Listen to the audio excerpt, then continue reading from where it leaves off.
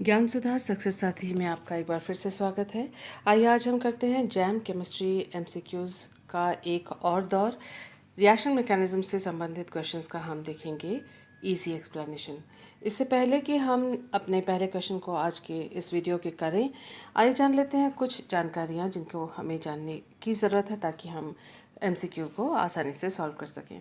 देखिए, जब रिएक्शन कोई होती है तब एक काइनेटिक प्रोडक्ट बनने के चांसेस होते हैं और एक बनने के चांसेस होते हैं थर्मोडायनेमिक प्रोडक्ट के। जैसा कि नाम से पता चल रहा है, काइनेटिक यानी ये रेट ऑफ द रिएक्शंस या फास्टनेस, कौन सा रिएक्शन तेज़ी से होगा और उस रिएक्शन से जो उत्पाद हमें प्राप्त होगा उसको काइनेटिक प्रोडक्ट के नाम से हम पुकारते हैं।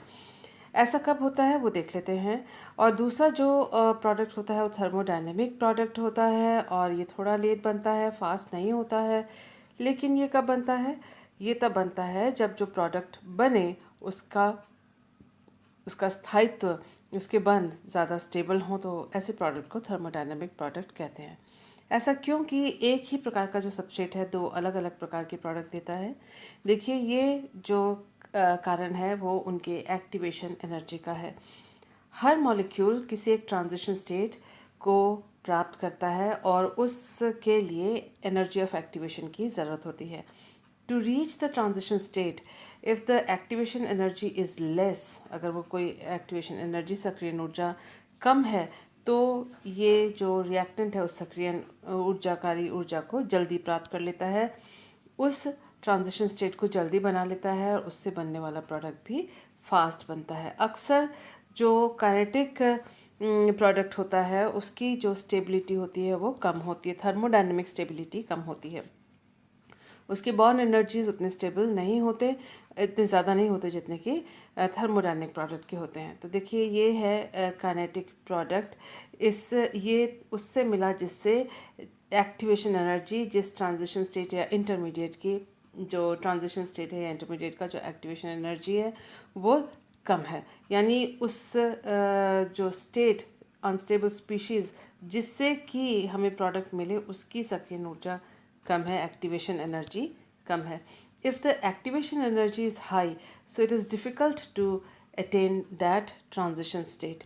अगर हाई एक्टिवेशन एनर्जी होती है, इस ट्रांजिशन स्टेट को प्राप्त करने में मुश्किल होती है, रिएक्शन हो जाता है स्लो, लेकिन धीरे से ये रिएक्शन होने के बावजूद भी एक प्रोडक्ट बनता है जिसकी थर्मोडायनेमिक स्टेबिलिटी यानी ओवरऑल वो स्टेबल प्रोडक्ट होगा, इसमें कोई ना कोई अनस्टेबिलिटी होगी।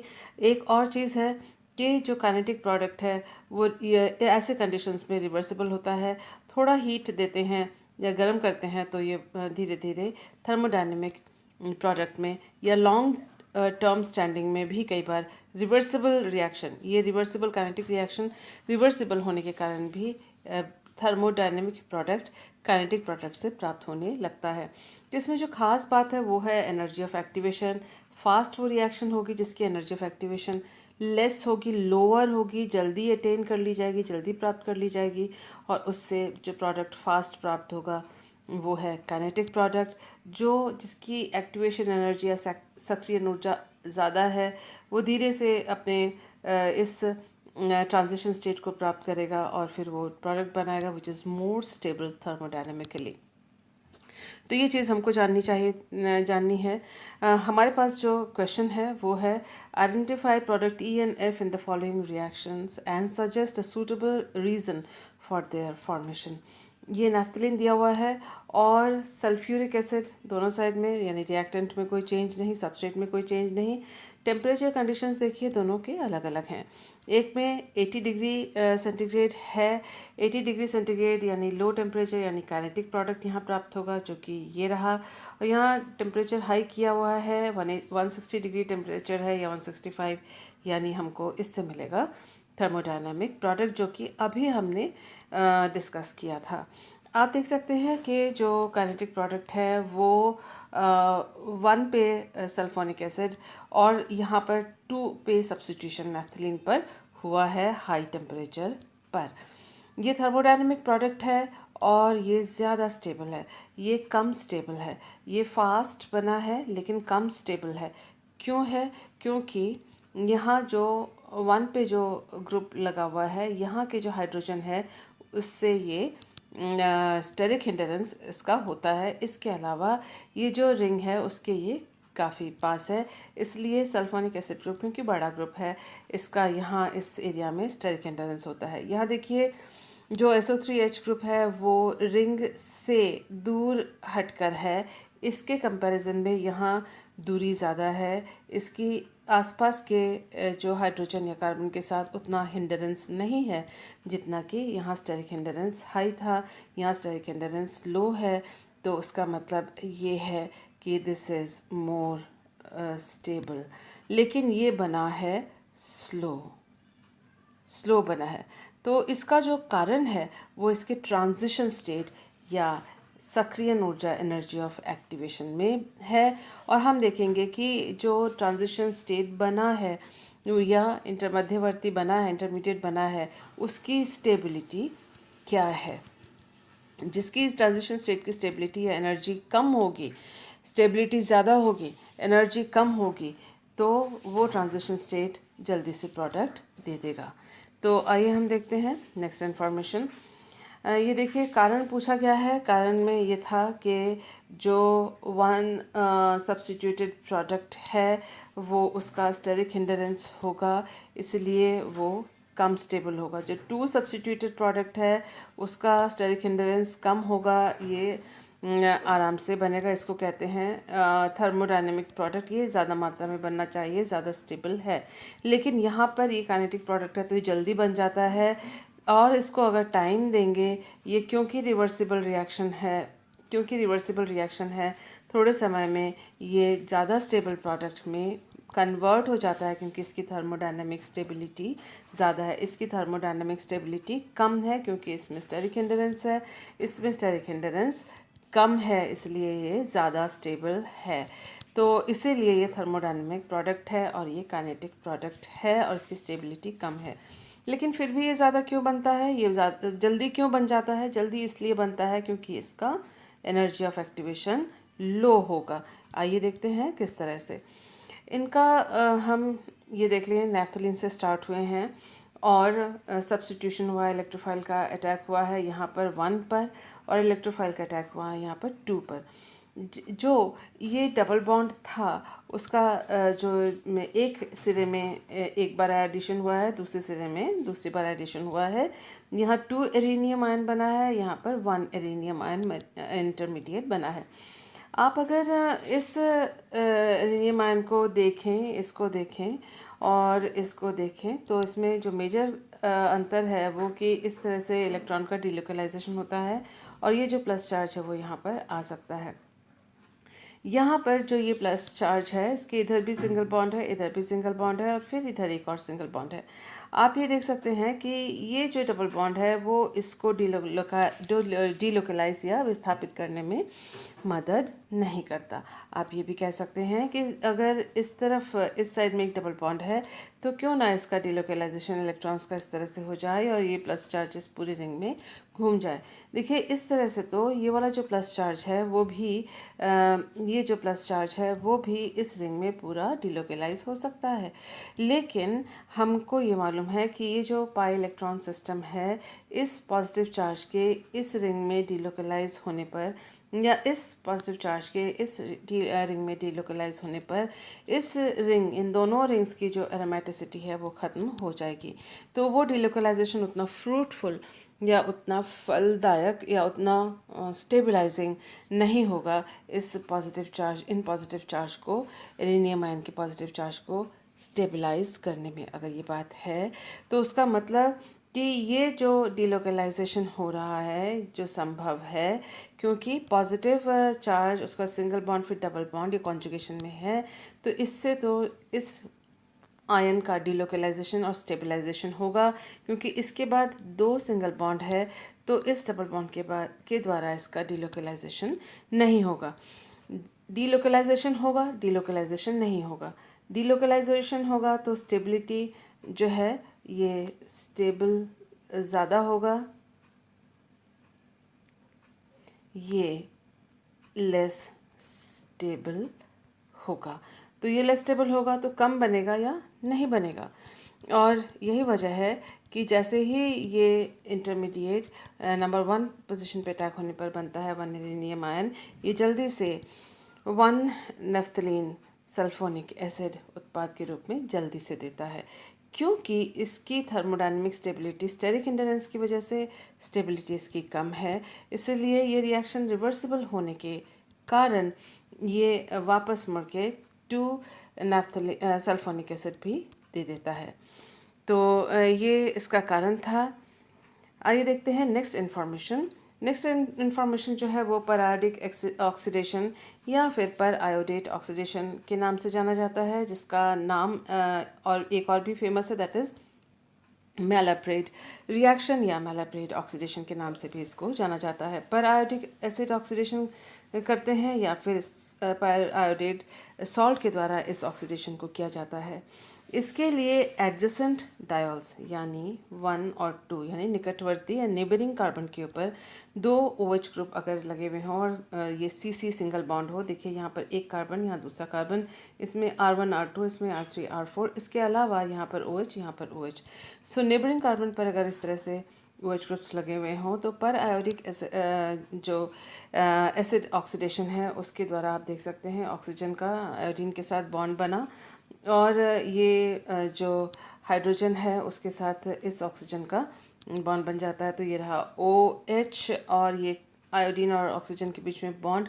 उसी तरह से ये वाला आयोडीन भी ये वाला ऑक्सीजन भी इस आयोडीन के साथ बॉन्ड बना लेता है, और ये जो OH का H है वो इस वाले पैरायोडिक एसिड के ऑक्सीजन से इसी तरह से OH बॉन्ड बना लेता है, और हमको इस तरह का एक साइक्लिक इंटरमीडिएट मिलता है जो वाटर के प्रेजेंस में इस तरह से टूटता है। बॉन्ड्स ये इस तरह से मूवमेंट कर रहे हैं कि जो कार्बन और कार्बन के बीच का बॉन्ड है ये टूट जाता है अल्टीमेटली, और ये जो ऑक्सीजन ने आयोडीन के साथ बॉन्ड बना रहे हैं वो भी ब्रेक हो रहे हैं, और हमको अल्टीमेटली इस बॉन्ड को तोड़ के इन OH की जगह है डबल बॉन्ड O लगाकर प्रोडक्ट हमको इस तरह से मिल जाता है।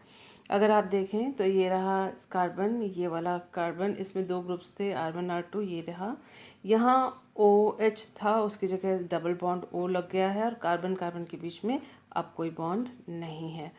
तो जब हम पर आयोडिक एसिड ऑक्सीडेशन लिखते हैं तो CC बॉन्ड को तोड़ देते हैं, double bond single bond OH की जगह यहाँ पर डबल बॉन्ड O लगा के 2 अलग अलग मॉलिक्यूल्स लिखते हैं। बॉन्ड वहीं से टूटता है जहाँ पर कार्बन और कार्बन दोनों ऐसे कार्बन जुड़े हुए हों जिनके साथ एक एक OH ग्रुप हो। तो ये मेन इस ऑक्सीडेशन की बात है। इसको हम किस प्रकार से, अगर बड़ा मॉलिक्यूल हो तो कैसे लिख सकते हैं। देखिए, अगर 2 ग्रुप्स 2 OH ग्रुप्स निकटवर्ती कार्बन पे हैं तो हमने अभी देखा कि ये रहा एक ग्रुप, ये लिखा हमने, ये OH है, और हम देख सकते हैं ये भी OH है, दिस इज़ 2 OH हैं। तो हम क्या करते हैं कि बीच में से एक जो बॉन्ड टूट रहा है कार्बन कार्बन जिसमें 2 OH हैं उसके बीच में एक लाइन लगा देते हैं, जैसा कि यहाँ पर मैंने पिंक लाइन लगाई हुई है। और जो OH या H है यहाँ जगह नहीं थी इसलिए मैंने यहाँ लिखा है और वहाँ पर एक जितने बॉन्ड टूटेंगे उतने OH हम लिख देते हैं, और उसमें से फिर हम वाटर हटा देते हैं, और इस बॉन्ड को तोड़ना है इसलिए ये लाइन लगाई हुई है। तो यहाँ से भी वाटर निकाला, जो बचा है दैट इज़ द प्रोडक्ट। ये बॉन्ड टूटा है, टूटने का लाइन लगा दिया है, तो क्या बचा है CO और H बचा है। तो यह C, ये डबल बॉन्ड O और ये H। इसी तरह से इधर की तरफ में से भी CO और H बचा है, तो यहाँ पर C डबल बॉन्ड O और H यानी एल्डिहाइड के 2 फ्रैक्शंस हमको मिलेंगे। यहाँ एक और एग्जांपल है, अगर 3 OH हों एक साथ एक दूसरे के साथ जुड़े हुए और तीनों पे OH OH OH हो नेबरिंग पे, तो जितने जहाँ जहाँ से बॉन्ड टूटते हैं वहाँ हम पिंक लाइन या कोई भी डॉटेड लाइन लगा देते हैं, जिस तरह से हमने यहाँ लगाया था। और उसके बाद फिर हम जितने बॉन्ड टूट रहे हैं, किसी एक कार्बन के कितने बॉन्ड टूट रहे हैं उतने OH उसको हम देते हैं। देखिए, इस कार्बन के लिए आप देख सकते हैं कि एक इस कार्बन के लिए एक ही बॉन्ड टूट रहा है एक साइड से, तो उसको एक OH हमने यहाँ लगाया और वाटर मॉलिक्यूल इस तरह से हमने निकाला। तो क्या बचा, ये बॉन्ड टूट गया, क्या बचा हमारे पास कार्बन के साथ एक हाइड्रोजन और एक ऑक्सीजन, तो उसको डबल बॉन्ड वो करके यहाँ पर हमने लिख दिया। ये जो कार्बन है बीच वाला, इसके इधर से भी बॉन्ड टूटा है, यहाँ से भी बॉन्ड टूटा कि दोनों OH के साथ जुड़े हुए हैं। ये OH है इधर, ये OH है, तो दोनों साइड से बॉन्ड टूटेंगे। दोनों साइड से हमने पिंक लाइन लगा रखी है और जितने बॉन्ड टूटे हैं उतने OH। देखिए इस वाले कार्बन के लिए हमने एक ही OH और एक ही OH, दो OH हमने इसको दिए और इसमें से वाटर मॉलिक्यूल निकालना है। तो हमने इसमें से वाटर मॉलिक्यूल H2O निकाल दिया। बचा क्या? एक H, एक C, एक O, दूसरा O और H। तो HCOOH बचा है। तो ये इस तरीके से हम जब शॉर्टकट में काम करते हैं पैराडाइट ऑक्सीडेशन का, इस तरह से हम निकाल के रख लेते हैं। इस वाले कार्बन के लिए एक तरफ से ही बॉन्ड टूटा है तो एक OH लगाएंगे और उसमें से वाटर मॉलिक्यूल निकाल देंगे, तो बचा उसके पास हाइड्रोजन, इसके पास ऑक्सीजन और उसके पास एक बॉन्ड साइड में। तो ये रहा एक बॉन्ड साइड में और जो ऑक्सीजन है वो डबल बॉन्डेड, ताकि सारे बॉन्ड सेटिस्फाई हों, इसीलिए डबल बॉन्ड O इधर से लगाया जाता है। तो इस प्रकार से पर आयोडेट ऑक्सीडेशन के प्रोडक्ट्स हम निकालते हैं। जब हमें शॉर्टकट में निकालना हो, और मैकेनिज्म हमने इससे पहले देखी है। ये पर आयोडेट ऑक्सीडेशन 1,2 ग्लाइकॉल्स या पॉली अल्कोहल्स या कार्बोहाइड्रेट केमिस्ट्री में इसके रिएक्शंस को पूछा जाता है। हमारे पास है predict the product of each of the following reactions. दो रिएक्शन दिए हुए हैं, आप देख सकते हैं, दोनों ही कार्बोहाइड्रेट मॉलिक्यूल्स हैं और उनका हमने यहाँ पर मिथाइलेशन, ओ मिथाइलेशन एक में किया हुआ है और यहाँ ये भी देखिए ओ मिथाइलेशन किया हुआ है। तो 6 कार्बन है उसमें, हर एक दोनों में। और पर आयोडेट ऑक्सीडेशन का पूछा है और उसके बाद पूछा है एसिड हाइड्रोलिसिस करने से क्या होगा। पर आयोडेट ऑक्सीडेशन करने से जो निकटवर्ती जो नेबरिंग कार्बन एटम्स हैं जिनमें OH और OH जुड़े हुए हैं, वो बॉन्ड क्लीव होंगे या टूटेंगे, जैसा कि हमने देखा। तो इन्हीं मॉलिक्यूल्स को यहाँ पर हमने लिखा हुआ है और इसको वर्कआउट किया हुआ है। देखिए यहाँ सिर्फ ये दोनों हैं जो OH इन दोनों के साथ में जुड़े हुए हैं कार्बन के निकटवर्ती कार्बन पर। बाकी जो है ये OH इसके साथ वाले कार्बन पे OH नहीं है, यहाँ जो OH है उसके साथ वाले कार्बन पर यहाँ पर OH नहीं है। तो इसलिए ये और ये पर आयोडेट ऑक्सीडेशन से अफेक्टेड नहीं होंगे, क्योंकि ये दोनों कार्बन पर OH और OH जुड़े हुए हैं। तो इनका जो कार्बन कार्बन सिंगल बॉन्ड है वो टूटेगा पर आयोडेट ऑक्सीडेशन के द्वारा। जैसे ही वो टूटा, यहाँ पर C डबल बॉन्ड O और C डबल बॉन्ड O लग गया है और बाकी मॉलिक्यूल का हमने कोई टच नहीं किया है। जो सेकेंड रिएक्शन है वो पूछी है इन्होंने कि अगर इस पे H+ NH2 that is acid hydrolysis किया जाए तो क्या होगा। एसिड हाइड्रोलिसिस किया जाए तो ये जो ग्लाइकोसाइडिक लिंकेज है, उस जो यहाँ पर बना हुआ था इन जगहों पे, उसका ब्रेकअप हो जाता है, उसको ब्रेक कर देते हैं और हम देख सकते हैं कि किस तरह से होगा ये वाला। जैसे ये वाला जो कार्बन है, ये वाला कार्बन है, इसमें सिर्फ एक ऑक्सीजन जुड़ा हुआ है तो उसकी जगह लग जाएगा OH। और ये कार्बन है, ये इस एक साइड से इस ऑक्सीजन और एक दूसरी साइड से ये ग्लाइकोसाइडिक OH के साथ जुड़ा हुआ है, तो ऐसे में उसके पास लगेगा C डबल बॉन्ड O। तो हम इस मॉलिक्यूल को वाटर हाइड्रोलिसिस के द्वारा ब्रेक कर रहे हैं। ये देख सकते हैं कि यहाँ से एक बॉन्ड टूटेगा और ये वाला जो फ्रैगमेंट है वो भी अलग होकर इसमें से निकल जाएगा। तो ये यहाँ पर 654 नंबर है, यहाँ इनको दिस इज 6 5 4 3 2 एंड 1। तो इसको यहाँ पर भी वही मार्किंग कर रखी है, आप देख सकते हैं 1 2 3 4 5 6 करके। तो यहाँ पर अब एसिड हाइड्रोलिसिस से इधर और इधर में चेंज आएगा। ये वाला कार्बन क्योंकि दोनों O से बंधा हुआ है, तो ये सेकेंड नंबर वाला carbon C double bond O में चेंज हो जाएगा। और ये जो फिफ्थ कार्बन है, क्योंकि एक साइड ऑक्सीजन से लगा हुआ है तो उसमें OH लग जाएगा। तो ये प्रोडक्ट हमको मिलेंगे और यहाँ जो OCH3 था वो CH3OH में कन्वर्ट हो जाएगा। तो 5 मेंबर ड्रिंक से हमको ये प्रोडक्ट अल्टीमेटली मिले। अब हम जो 6 मेंबर ड्रिंक का, उसमें हमने लिया है 2 इक्विवेलेंस ऑफ HiO4। यहाँ पर 1 इक्विवेलेंट था क्योंकि एक जगह से टूट रहा था तो एक ही पैराडिक एसिड मॉलिक्यूल का चाहिए था, ज़रूरत थी। यहाँ पर देखें आप इस मॉलिक्यूल को कि ये 1 2 3 ये 3 कार्बन ऐसे हैं जिन पे OH OH और OH लगे हुए हैं। तो ये बॉन्ड इस तरह से टूटेंगे दोनों तरफ से, हमको मालूम है। और हमको ये भी मालूम है कि जो COH दोनों तरफ से टूटता है तो उससे HCOOH यानी एसिड हमको मिलता है। इससे पहले वाले स्लाइड में हमने देखा था। ये देखिए, ये जो दोनों तरफ से COH से जुड़ा हुआ है वो HCOOH बना था, इससे ये हमने देखा था। तो इस बात को ध्यान में रखते हुए हम देख रहे हैं कि इससे तो बनेगा एसिटिक एसिड का फॉर्मिक एसिड का मॉलिक्यूल, और ये जो बाकी हिस्सा है वो यहाँ पर लिखा हुआ है। यहाँ जो C और C बॉन्ड टूटेगा, ये OH इसमें जुड़ा हुआ है तो उसमें C डबल बॉन्ड O, और इधर के में भी बॉन्ड टूटने के बाद C डबल बॉन्ड O, और बाकी है इनके पास एक एक हाइड्रोजन, तो ये एल्डिहाइडिक ग्रुप, और ये जो फोर्थ कार्बन है और ये जो सेकंड कार्बन है एल्डिहाइडिक ग्रुप में निकल जाएंगे। थर्ड कार्बन जो है फॉर्मिक एसिड के तरह से निकल जाएगा। फिर एसिड हाइड्रोलिसिस से जो ये ग्लाइकोसाइडिक लिंकेज है, हम देख रहे हैं जो फिफ्थ कार्बन है एक ऑक्सीजन से जुड़ा हुआ है, तो फिफ्थ कार्बन उस पर एक OH जुड़ेगा। ये चौथा कार्बन CHO फॉर्मल्डिहाइड में है, और जो सिक्स्थ कार्बन है वो CH2OH में है। जैसा है वैसा ही ये बचेगा। यहाँ पर आप देख सकते हैं कि ये वाला जो कार्बन है वो एक ऑक्सीजन और एक ऑक्सीजन, यहाँ दोनों ऑक्सीजन से बंधा हुआ है, इसके पास एक हाइड्रोजन है। तो ये जो है C डबल बॉन्ड O में कन्वर्ट हो जाएगा। ये जो है molecule OCH3 that will be converted into CH3OH। तो इसके पास बचेगा एल्डिहाइडिक ग्रुप, और ये आपको यहाँ पर भी CHO और यहाँ पर भी CHO, इस तरह से ये मॉलिक्यूल ये और ये तीन फ्रैगमेंट्स इसमें से निकलेंगे along with this formic acid. तो ये इनके प्रोडक्ट्स होंगे, और ये देखिए आप इसके प्रोडक्ट्स इस तरह से हमको प्राप्त होंगे।